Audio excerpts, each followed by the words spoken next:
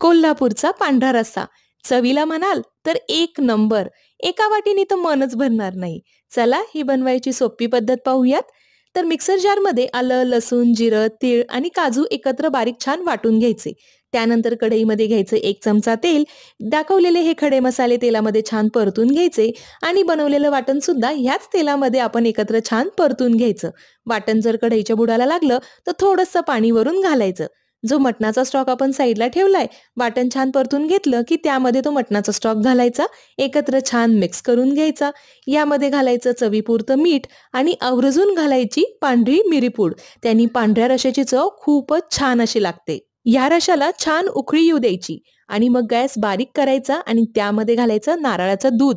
नारळाचं दूध घातल्यानंतर या रश्याला खूप जास्ती उकळू द्यायचं नाही, गॅस बंद करायचा. असा बनतो हा पांढरा रस्सा. एकदा ही पद्धत वापराल आणि नेहमी अशाच पद्धतीने बनवा.